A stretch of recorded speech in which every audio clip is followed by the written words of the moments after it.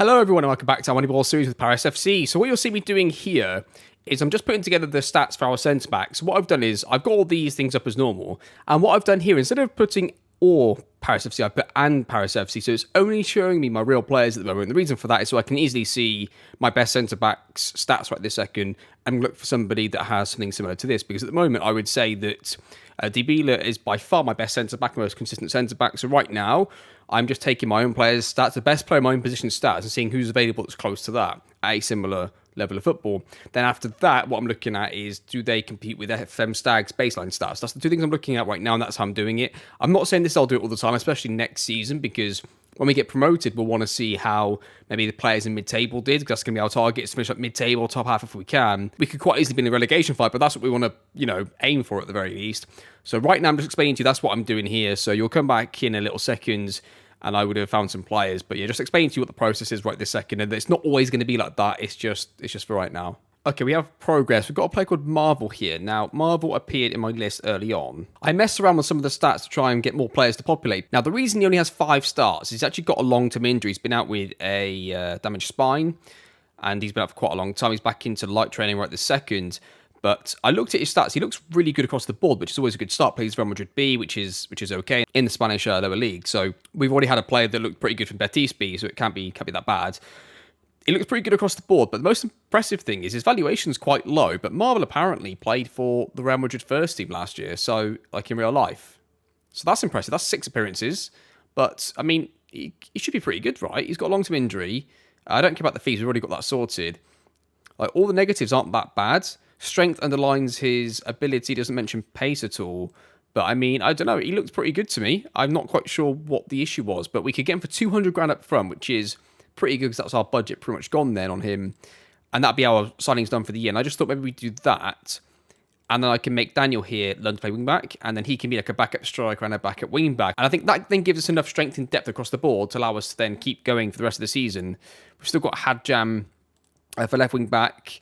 And then we've also got Cabal could play there in emergency, and so could, I think, Theo or Youngster. So I think we're okay in most areas there. So that's probably what we're going to do.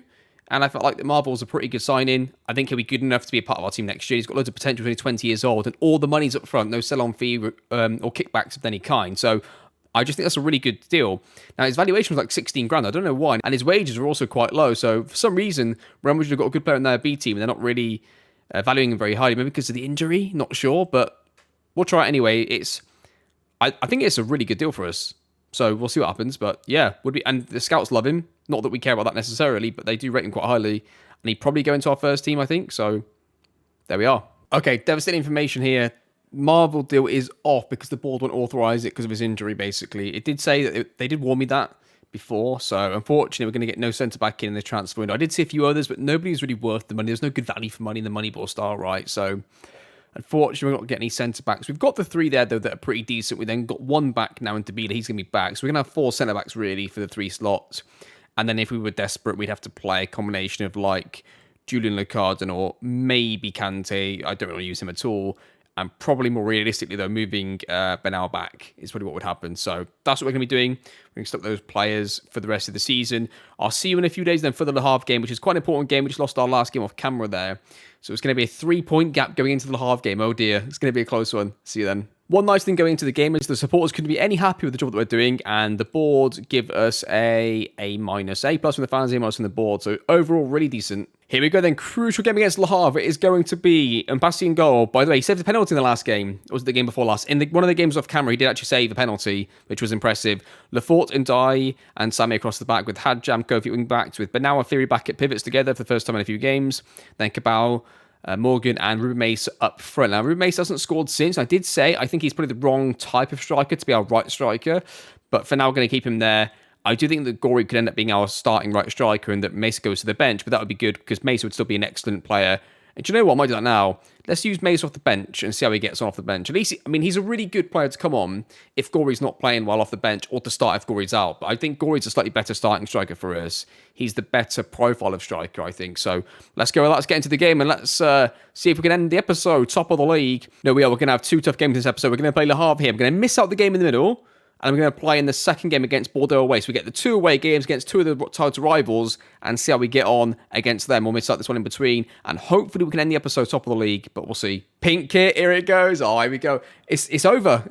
We all know it's over. Assistant manager says we could lose our lead and we're not. But nah, it's all over. Give over. Assistant manager, Le Havre. Against the pink kit, they can't do anything against it. By the way, I might be able to get one. A colleague of mine, I've not asked his permission to mention him in the video, so I won't mention his name, but a colleague of mine has offered to help me get one and send it over to the UK, so I might have a pink Paris FC kit for us to have on camera. I might hang it behind me. I might wear it or hang it behind me. I'm not sure. I'm not quite sure yet, but yeah, I'm going to get one either way, I think. Okay, corner, whipped in, gone to the sort of far post, headed away. It's a penalty. It's a penalty, I told you. Paris FC in a pink kit equals a win. Who's going to take it? It's going to be a goal. We know it's a goal.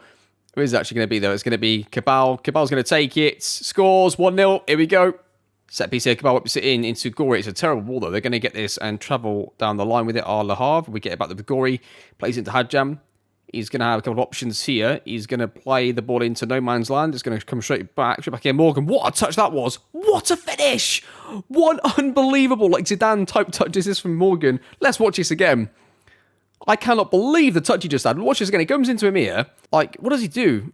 I think he just like hooks it on, doesn't he? Oh my Christ. Get away from me. See you later, lads. I'm too good for you. 2-0. This is 3 highlights in a row. And Dye just whacks it clear. Gory's going to get to it first. He's got options with him. He's still got options with him. Don't you dare shoot, Gory. He's not going to now. Cuts back and loses it. We're going to reclaim the ball, though, with Ndai, who's going to whack this into... he's got to be offside, Gory, there, isn't he? Flag should have gone up, referee. That was a bit late. Morgan. Piri. Hadjam Morgan. Keeper saves. They've got long from I guess it was a goal kick. I didn't quite see what it was. I just saw the ball going long. But now plays into Lefort. Lefort has it now. Plays the ball into... Not the wing back. He's got 2 options. They should have played it centrally. Got there anyway. Cabal. He's got options. Morgan's in. What football that is. He's going to score. He scores it. Morgan scores. It's 3-0 to Paris. This is the second best team in the league, and it's 3-0 away. It's the pink kit. It's Morgan. We're too good. We're too good for him. Like, this was nice here. Lefort could have played this in here. I thought, now. He holds on to it. Plays it there. Then it goes. As long as he got there eventually. He got like a 2v1 there because the CDM's not got through quick enough to deal with our like lopsided 10. And we go through and score. Morgan doesn't miss those. 3-0. Okay, well, say I'm pleased so far. Yeah, I mean, this is really comfortable. This would put us 6 points clear in the title race and 8 points clear of third, which is the last place outside the automatics, right? So this is a really good result, not just because it gets us that extra bit ahead now, but like to have this game out the way, to know that going in for the rest of the season, we've already played Le Havre away. We don't have to worry about that fixture anymore. And Passy comes and collects that. I thought he wasn't going to collect that for a second there, but he did. And Passy's been a really good little signing. He looks quite small. How tall is he? He is 6 foot. Yeah, he looks small. Bless him. He loves it. He just darts around, makes big saves. He loves it in Passy. Play it long into Gory again. Not good, but Coffee's on his own. Whacks it to the far post. Morgan to the head it towards goal just over the bar.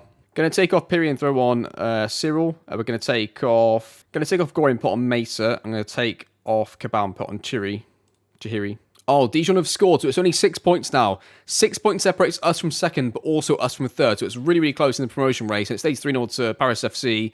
We are still undefeated in the pink kit. Is that 3 or 4 games now? I don't even know. It's quite a few undefeated now in the pink kit.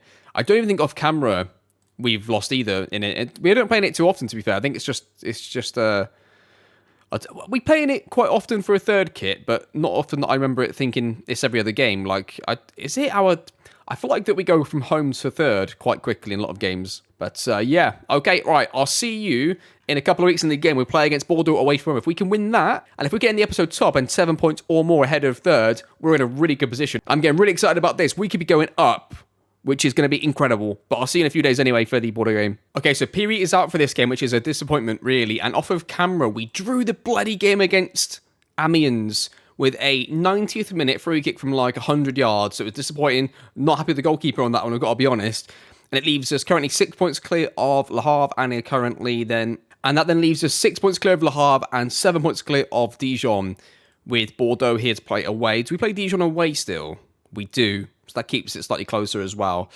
Right then, let's get into the game. I'm going to also put Cabal back on the bench. He should have been on the bench for the last game that I showed you, but I forgot to take him out and put Chihiri back in. Also, in the last episode, I played Cabal and it should have been Chihiri, and that was just a mistake on my part. So this time he is going to be out of the team. And Cabal did play against Amiens and did what he normally does, which is nothing. 6.6, standard from Cabal. So he's back out the team and Chihiri goes back in there. So that's going to be your team. Let's get into it, and hopefully we can play well against Bordeaux and get a win. Assistant manager says, Want to impress that he got them on a show. Okay, that's interesting. A bit different from Tom, isn't it? Is he feeling all right? Normally gives it media comment. No, today he's feeling it. Okay, first start of the game. Hajam has it. Gives it away. Hajam, what are you doing? Play it in there, son. Sissoko's got it. Plays it back to the right back. They're going to work this ball into the middle. Shoot from distance. Keeper had it covered. Corner to the opposition. Oh dear. Bordeaux have got a corner. They're going to whack it into the near post. Headed towards goal. Hit the bar. Oh dear, that was so close. Samir with the free kick. Play into Kofi. 1v1. Straight away. Quick, in here. Quick. Plays him. Dribble at him. Or play it, that's fine. But now gets it. Plays it through. Shoots. And he scores. Come on, Paris 1-0 up. Come on, boys. There we go. Nice quick thing in here from Kofi. Little ball in there. Runs into the half space. Attracts attention of this player. Plays it through. Shoots. Scores. 1-0. Corner here for Bordeaux. Goes towards the middle of the goal. It's headed away. They're going to have a second chance at it. They're going to don't give away a penalty. Soko shoots just wide. That was close. Sammy's heading to disgrace. He's going to come off and going to put on Dabila at right centre back. He's just come back from his long-term injury. But now I was a bit tired as well. We'll leave that for now, though. There is a highlight, by the way, before I did that change. This is going to be a proper highlight. Simba has it. Dribbles at our defence. Samir is here. He's about to come off the pitch as well. What's he going to do? Commit a foul? Nope. Forces it back. Mason's got it. Has options. Tries to play Morgan early. He does get to it. He's going to need options and support here, though, Morgan. Plays it back into... Yes! And he's got in to Chihiri. Chihiri, the number 10 who replaced Cabal. That's why Cabal doesn't play, and he does. What is this? Irish dance? Look at this for a celebration. Can we just see that again? Let's watch this again in slow motion. Slow it down. Right, we're actually going to ignore the... Well, we're not going to ignore the god, but we're going to watch it, and then we're going to see the celebration. Look at this for a celebration. I mean, I've noticed a couple in this series already where we've had a few. Not just this one, the other series as well. I've noticed a few, but let's watch it again. Look, ready? Watch this for a celebration. He loves it, does Chihiri. Turns around, gives it large. Look at this. Oh, yeah, look at that. The rest of the lads don't know what to do. This guy's just facing away from him. He's not having any of it. Lefort doesn't like it at all, but it's 2-0 to Paris, and that should be game over. We win the first header. We have the second one under control. Dabila, the right centre-back, is just going to keep going with it. Turns back to use Benawa. Plays a great one into Mason. I think he's offside. It's a penalty. No, he wasn't offside because it's a penalty. It's going to be a penalty for Paris. Who's going to take it? It's going to probably be... Well, it's not going to be Morgan, is it? Because he's left-footed. So who's that? Jahiri's going to take it. Must be on a hat trick. No, he's just ahead of Morgan on the penalties. 3-0 Paris. Game over. Yeah, unusual, isn't it? That we can beat Le Havre away. We can beat Bordeaux away. Then we draw at home to one of the mid-table sides. Like I said, it was like a really far-out free kick that just went in. So maybe we could just put that down to a bit of being unlucky. We'll say well done, lads, to the boys. It could be that. We could just put it down to that. But we have done really, really well in that episode. And the two games that I saw off camera, well, 3 in total, actually, because I started off not actually having click continue after the last episode, really. So there you go. They have it. It's going to be a 9-point gap at the top for us. We got 9 points clear of Dijon, also 9 points clear of Le Havre, but Le Havre do have the game in hand. But that's a big gap, isn't it? We're looking really, really good. My concern would be centre-back if we were to get any long-term injuries there, but we've got Dabila back now. Dabila and Ndai, my two centre-backs, are probably the most trustworthy. And Dabila had what was his injury again? Torn knee ligaments, 2 months. Yeah, he was out for quite a while for us from November onwards, and it's only just come back. But apart from that, we're looking quite good, I've got to be honest. I'm really pleased with how the team's playing. The signings that we brought in have worked so far. And Passsy's been really, really good since he's come in. I don't know what to say. It's been really, really positive stuff all around for us. I mean, Mace has stopped scoring a little bit. Like, he's had 2 more starts since he scored that hat-trick and come on 3 times as a sub and hasn't scored. Has got 1 assist, though. So, and that assist was for Morgan in a game. Was that off camera? It was a good, important goal. Look at Morgan. Look at this. 22 games played, 22 goals. That is just incredible. Now, is Morgan going to be one of those players that stays with us quite far into the save? That doesn't normally happen with me in Moneyball saves. They normally get rid of quite early, but what's his valuation at? Okay, his valuation is 500 grand to 1.2 million. That seems a little low for what he's been giving us, but I guess there you go. But yeah, I think it'd be worth more than that going into next season when he does it for the whole season and he then gets promoted as well to a high level. But what a player Morgan is. 22 games, 22 goals, XG of 14. So that shows how well he's doing to overperform it. And as we've seen in the last game, he doesn't even take penalties for us. Like, he's not the top penalty taker. So really positive stuff. In terms of the next episode then, right, we built the story of the season, right? We know we're going to be in a promotion race, so we don't need to keep coming back all the time. So we can skip a few games, I think, going into the next one. Right, I don't want to skip quite straight to the Dijon game to do, like, end of the season. I feel like we should do at least one more game in between. So I'm thinking, do we come back for... Okay, what I'm going to do is this. We're going to come back for the Mets game here, right? Away from home. We'll skip all these because I don't think... We can't mathematically confirm it by then, and we can't be out of it. We're going to be in a promotion race, so nothing's going to change in here. So I think it's easy just to give you like an update. Hopefully that makes sense, everybody. And then we'll do like the rest of the season. So I think what we'll do is we'll potentially do Mets miss a game, do the Rodez game, do this game here, and then we'll keep doing games until we get mathematically promoted. But I think the earliest game we could probably get promoted is probably the Mets game. Like, that's if we did really well. Like, we're currently 9 points clear now, and if that was to be extended, let's say we're a 12 points clear going into these last few games, that means we could win it as early as that game. Like, if we're 12 points clear going into this sort of area, we could win it any game. So I don't think we're going to win it. I think the absolute earliest we could win it is the Mets, right? The Mets game. So let's come back for the Mets game. And let's just go from there. And let's just figure it out on the fly. Because if it's like the Mets game, but we've already almost won it, and we need like 1 point to get it, it would be Mets, Grenoble, then end of season review. But if it was really, really close, we could do the Mets game, miss Grenoble out, do the Rodez game, miss out that game, do the Dijon game, and finish off with the last game of the season. We could do something like that, right? So depending on how close it is, depending on what we're going to do, we're going to be quite flexible with this. And just so you know, although I'm doing both series at the same time, you're probably going to get more Moneyball episodes than you are Burton, Albion, England DNA series episodes. Just because this one can be a lot closer together in terms of the recordings than the Burton one. So you're more likely to get more episodes of Moneyball than that one. Even I'm going to try and keep it so it's one day, one the next.